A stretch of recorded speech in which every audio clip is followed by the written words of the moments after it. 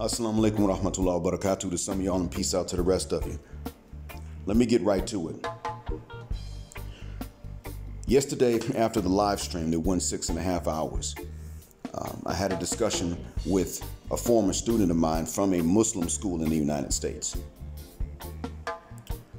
Some of y'all don't know that I taught in 2 Muslim schools stateside before I left the U.S. At the first Muslim school at which I taught, I had all the middle school grades. One of the students that was in 8th grade at that time, he's now 24 pursuing a master's. Then after that, a PhD. Nice guy. I learned a lot from him yesterday as he updated me on his situation and the situation of other students in his class, people that he knew. This is what I want y'all to know, gentlemen. Listening. On my live stream, when Bearded Muhammad came on to the panel, shout out to him. Assalamu alaikum, man. Setahai. When he came onto the panel, he was talking about the importance of Hijrah. I mean, there was a brief point when he said it's very important that we go to Muslim lands. And Hijrah is something that is important. So I want y'all to keep in mind, if it's important for you to be a black man, then fine, but repatriation is going to be important for you as well, because you're going to have to migrate somewhere, either where it is great to be a black man, like a black country, but if you can't make it there, then you need to migrate somewhere where it's at least good to be a black man and you're not going to be held back for it, and that would be like Southeast Asian nations where they don't oppress you for being black. These are the places to which you might want to live, but you might want to migrate. If you are Muslim, you are already supposed to go and live somewhere where it is better for you to be a Muslim, somewhere where they're not fighting you because you are a Muslim. So if you can't get to a Muslim nation, the first preference, or you can't make it there, then you go to a neutral nation where they at least won't fight you about this. These things are important. Now that we have that set, let me tell you what happens when you don't. And this is important to understand. See, a lot of us don't like to know geography. One of the sad things about the Muslim world is that we tend to tell our kids, be a doctor or an engineer. When it comes time to learn things like history and geography, we tend to look down on that. I mean, yeah, you take those classes, but don't actually take them seriously. No, you focus on math and science and only that. I don't care if you failed history and geography. Well, here's the problem. Those subjects are important too. History is a collective memory that allows individuals to not repeat the mistakes of others before them. It even allows nations to not repeat the mistakes of nations that existed before them. We, as a nation, don't know history, we don't appreciate it, don't like it, and therefore we repeat the same mistakes that individuals and nations before us have made. And notice something. The Quran does not explain engineering and it does not explain math, but it does give us some historical lessons. There's some geography in it. Oh yeah, there's a mountain range in China that looks like it's been painted. It's the only one like it in the world, and it's actually described in the Quran. I forgot which chapter and which verse. Geography is covered in there, but engineering is not. And so therefore, when you are in, let's say you're in a Muslim country, and then fighting breaks out, and you start looking for places to go, now you don't have the time to sit down and really study what it's like for different people in different countries. So you just go to a country where you just go to whatever country about which you already knew and heard before, and you can get access. So you heard about the US, you wind up going there. Guess what happens? And many Muslims go to these places when their countries aren't even at war. And this is what winds up happening. You wind up with kids like Amira, as I was talking about yesterday, who then side with the same enemies that colonized your nation and turned it into whatever it was from which you were fleeing, whether it was war or just a bad economy. See, Amira is now officially one of her nation's own colonizers. One of her own nation's colonizers. She now has that right-wing mindset that led to colonization in the first furthermucking place in Europe. Keep that in mind. Next.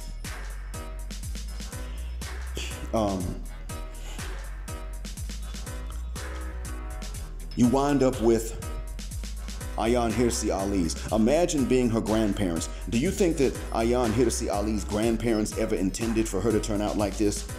I don't think her parents did, let alone her grandparents. You go to these places where they're fighting you based on your faith or your race, or the race that you're not for that matter, and what winds up happening? Your kids succumb to the pressure. Let me tell you more. The student to whom I was talking told me about his home situation, and that's part of why I would not say my name or his name. But based on the things his parents did to each other, not even to him or to his sibling, but based on what his parents did to each other, he has PTSD. He's not black as far as we know. Close, but not black. You think that we're the only, those of you that are black and listen to me have to be reminded every so often we're not the only people with these dysfunctions, and this is a prime example. And I met his parents. They were nice. You can't tell from the outside looking in these dysfunctions that he told me about that have traumatized him, for which he's had to get professional help. The man's got a high body count, prolific fornicator, but he's Muslim. And he was telling me about how he has caused himself harm, and he feels he's lucky because his entire life is not ruined per se, but he knows that he has caused himself harm and temporarily. He doesn't know how long the harm will last. It has not made him homeless or anything like that, but he doesn't know to what extent the damage is going to progress. He's still not sure. He was telling me about this, and he updated me on others of his classmates whom I had taught. Innocent girls that hardly spoke in class, cried if they didn't do their homework, now with tattoos and not only boyfriends, but non-Muslim boyfriends at that, no hijab, or maybe even bald heads, you know, looking like the kind of women that like other women. Maybe they do. He was telling me about this. This is what's going on. And I asked him, what is causing these classmates to fall off? And he said, it's pressure to conform. These kids are lost, and their parents did not intend for this when they migrated from Muslim lands to the United States. Now, I'm not saying the Muslims should move. I'm just saying you should move somewhere that's going to fight you based on your faith, and America's going to do that. That's what white America is. He told me more. A lot of the students done fell off. One apparently has become a cholo. Tattoos, prison record, child out of wedlock. Changed his name to a Spanish language name. Another one, he pretty much told me these things, and I'm gonna tell you what's gonna really shock you. The grandson of the man that administered my shahada to me when not when I first became Muslim, but when I announced it to the Muslim community, he administered to me my shahada. Good guy, strong man too. He ain't nobody's punk. I wound up teaching his grandson. His grandson now is not in contact with the family.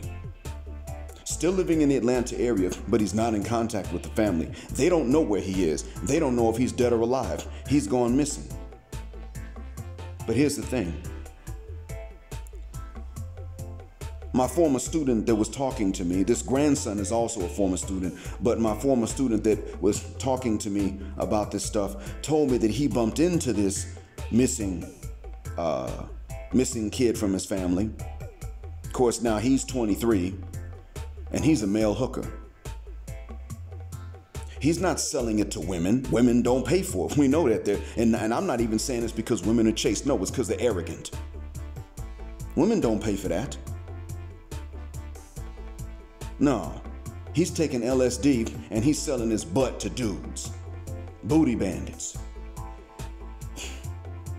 His parents did not intend for this, and they don't even know what's going on because they don't know where to find him. The former student that told me this had the misfortune of running into this other former student that's doing this stuff. Then later he ran into that former student's sister, and that's how he found out that this former student was missing from the family. So he happened to be one of those that knew. He happened to know what this former student's sister wanted to know. Have you seen him? Do you know how he's doing? He had to just say, I ain't seen him. I haven't seen him. I don't know. Because he didn't have the heart to tell her, yeah, I bumped into him. He's on LSD and he's selling his booty to dudes. In Atlanta, no doubt, which has a high HIV rate. And see, I'm not even trying to I'm not trying to link HIV specifically to guys that are into other men. I'm linking HIV to fornication, period. It's Atlanta. You fornicate in Atlanta, you're likely to catch some kind of bug. Period. But when you fornicating with men, well, I mean, you're gonna really expose yourself. Because if you're willing to do a bunch of dudes, whether you're a woman or you're a man, you're going to get a higher body count. Because men just don't make it that difficult. So he's not likely to remain alive very long unless he can afford these expensive medicines once he is diagnosed with something like that. Is what I want people to understand. All of these kids that are falling off, keep in mind, all of them come from parents that did not plan this. All of them come from parents or grandparents that migrated to the United States thinking they were just going to make a better lives, but that they were still going to maintain religious and cultural distinction. Their kids are giving up all distinction, religious and cultural. And for what this former student of mine told me, the girl students are seriously into white boys. Rather than Muslim, well, non-Muslims. So they don't even want to maintain the religious distinction. They're losing even their faith. And so I'm going to say to you black folks, if you're being attacked based on your blackness and the states are still doing that, then you move somewhere where it's not going to be the case. But generally speaking, we've done a good job of maintaining racial and cultural distinction for the most part, but I don't think we've done a good enough job. And if you're Muslim, well, you see what's going on. And the truth be told, when I've heard that Islam ain't no good for black folks, I hear some of you say this, there's something I have noticed. Amongst the black folks that maintain the most cultural distinction from these dominant societies that have no respect for us, amongst the black folks, the Muslims tend to remain the most distinct. And amongst the Muslims, it is the black folks that tend to remain the most religiously and culturally distinct from these wider societies. So in other words, it is the junction, it's the juxtaposition, it is the intersectionality of blackness and Islam in which the most resistance tends to be found. And even that's not enough, if you ask me. In my opinion, they're still not resisting enough, but they're resisting the most. Because honestly speaking, when I look at the black Muslim community, there are three kinds of people. There are those who remain Muslim. They're not necessarily that strong of character, so they stay around the Muslims so that they avoid picking up certain bad habits. There are the Muslims that are strong. Those are the majority.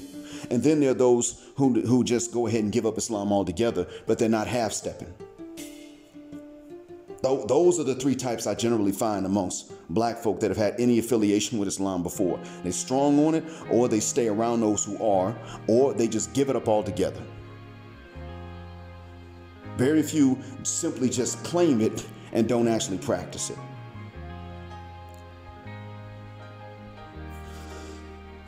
But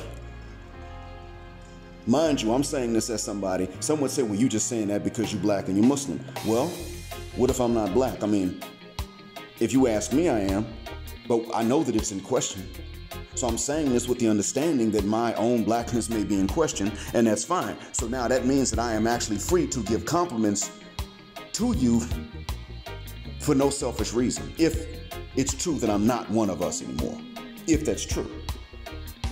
This also means that I am free to insult white folks even more for no selfish reasons.